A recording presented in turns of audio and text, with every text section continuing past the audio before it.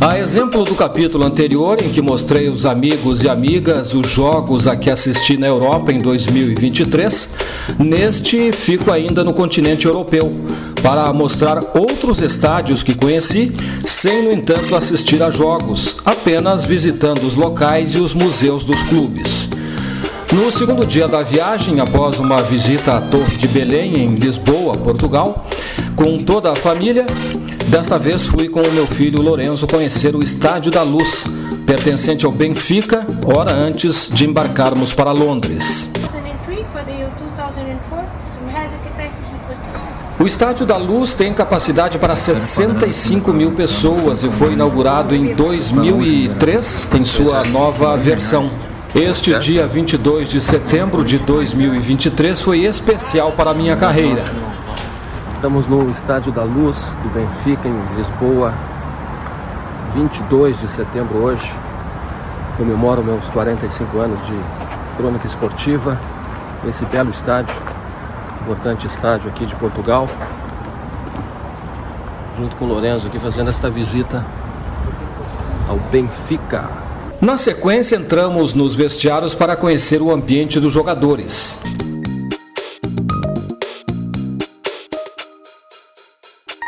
Seguimos pelo gramado e encontramos 3 águias, os símbolos do Benfica que chamam a atenção dos visitantes antes de encerrar a visita, passando pelo museu do clube. Há centenas de taças e troféus do Benfica, um dos mais vitoriosos de Portugal. Tínhamos pressa por causa do voo à noite para Londres e fomos rapidamente visitar o estádio José Alvalade do Sporting, que ficava no caminho para o aeroporto.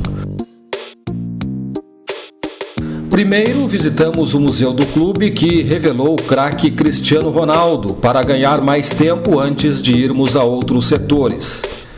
Troféus, fotos antigas de grandes formações e outros artigos enriquecem também a galeria do Sporting.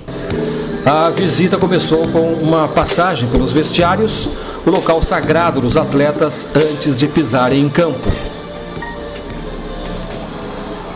E chegamos ao campo, sempre o destino final mais esperado de uma visita em um grande estádio de futebol.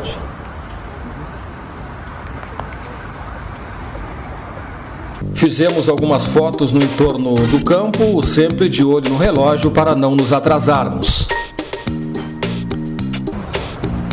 E encerramos no José Alvalade e em Portugal, para viajarmos para a sequência da viagem para Londres pelos próximos 4 dias.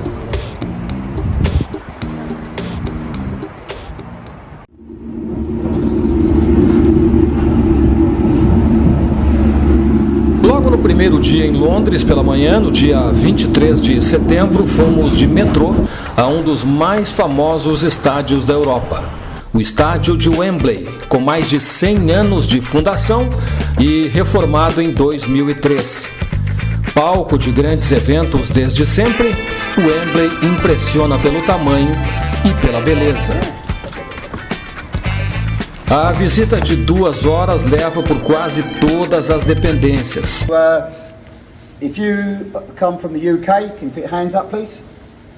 É a oportunidade de ver de perto a riqueza e a grandeza do futebol inglês por seus clubes e sua seleção de futebol.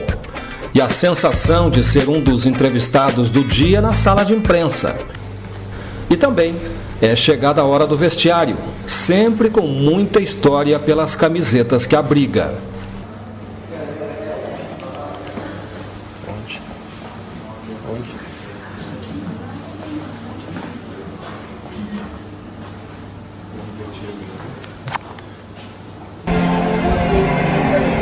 Aqui já estamos ingressando pelo túnel que dá acesso ao gramado, sempre uma emoção a mais também. Naqueles dias, o Wembley estava sendo preparado para receber jogos da NFL, a Liga de Futebol Norte-Americano. Andamos pela lateral do campo, tiramos algumas fotos e subimos de novo às arquibancadas para um ritual dos visitantes. 3, 2, 1.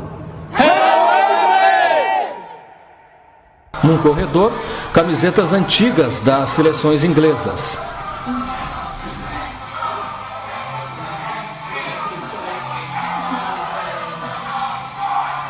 Encerramos a visita com a foto da famosa Taça da Liga Inglesa. Na sequência, um passeio pela cidade para conhecer outros pontos turísticos e sentir a movimentação da metrópole.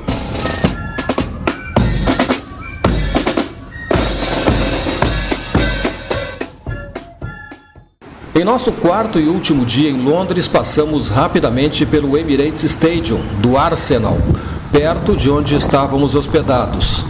Visitamos só a parte externa do moderno estádio porque havíamos programado outros passeios pela cidade, afinal, o tempo era curto e naquela noite viajaríamos para Nápoles, na Itália.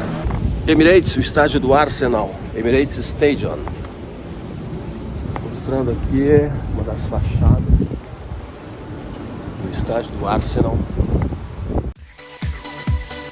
Outra cidade que apenas visitamos os estádios, mas não assistimos a jogos, foi em Barcelona.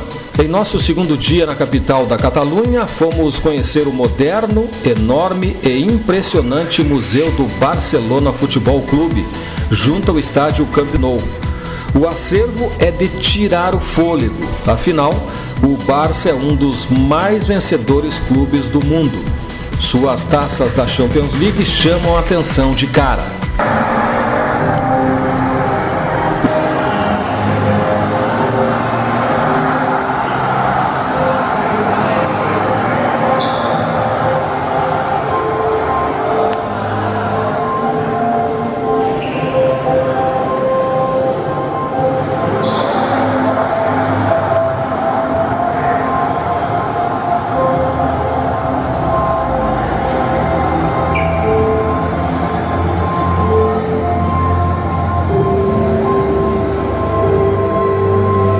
O vídeo em um telão também prende os visitantes durante alguns minutos.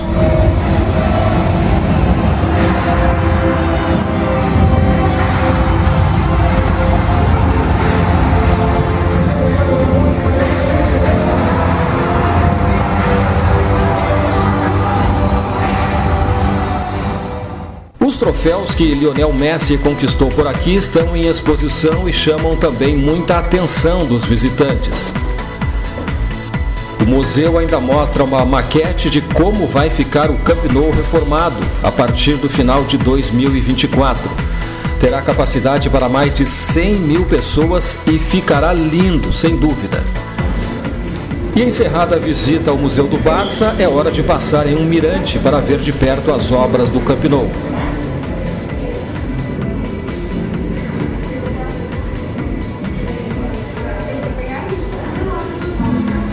Nosso último dia em Barcelona, um domingo, foi reservado para alguns passeios pela cidade e encerramos a tarde no Parque Olímpico Montjuïc, onde foram disputadas as Olimpíadas de 1992. Aqui está o estádio Luís Companys, que o Barcelona está utilizando atualmente, enquanto são realizadas as obras no Camp Nou. Foi inaugurada em 1929 e tem 55 mil lugares. Chegamos ao estádio e o encontramos de portas abertas ao público, sem cobrança de ingresso.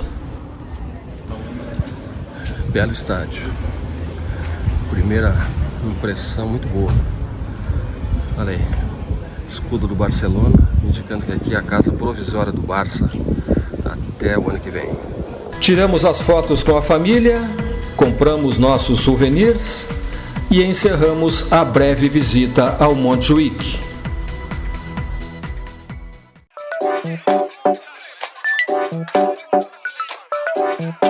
Nossa reta final da viagem foi em Paris, a capital da França, onde permanecemos por 4 dias. No terceiro, uma quarta-feira, eu e meu filho programamos 2 visitas a estádios de futebol, enquanto a esposa, a filha e o genro faziam outros passeios. Pela manhã fomos ao encontro do Parque dos Príncipes, o estádio do Paris Saint-Germain, meu time preferido na Europa, mas que, infelizmente, estava de portas fechadas aos visitantes naquele dia. O Parque dos Príncipes só abriria dali a 2 dias, no dia seguinte à nossa viagem de volta para o Brasil. Parc des Princes, estádio do Paris Saint-Germain.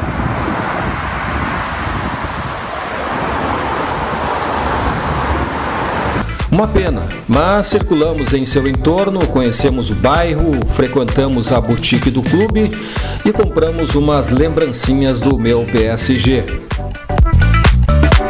No mesmo dia, mas à tarde, tínhamos visita agendada pela internet para o charmoso e histórico Stade de France, no subúrbio de Saint-Denis. Chegamos por volta das 3h30 da tarde ao desembarcarmos na estação de metrô próxima. Por volta das 4 horas, o guia nos conduziu pelas arquibancadas do majestoso estádio, que tem capacidade para 81 mil espectadores. Sediou a famosa final da Copa de 98 entre França e Brasil. E naqueles dias em que visitamos, vivia os Jogos da Copa do Mundo de Rugby, que a França sediava.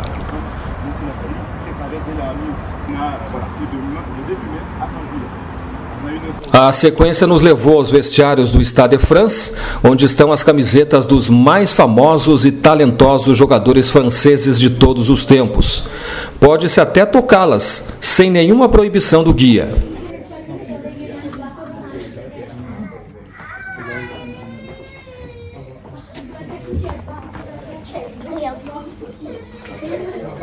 A sala de entrevistas, onde compareci com o meu manto e o boné do PSG, adquiridos no Parque dos Príncipes. E a hora do campo é a mais emocionante. Não resisti e dei uma treinada na narração. Chegando ao gramado, a torcida já se agita no Stade de France. Coisa linda, as arquibancadas lotadas, pelo menos na imaginação.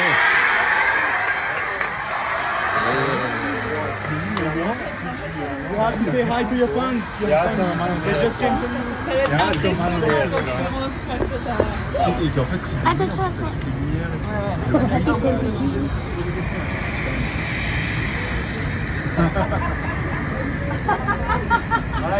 Mais fotos no entorno do gramado para sentir a atmosfera deste grande palco. Subimos de novo as arquibancadas para as últimas imagens e explicações do guia do estádio. Estas foram nossas visitas a estádios em que não haviam jogos nos nossos dias nas cidades europeias. De qualquer forma, sempre um prazer e uma oportunidade rara de conhecer a história do futebol de cada país importante em que estivemos.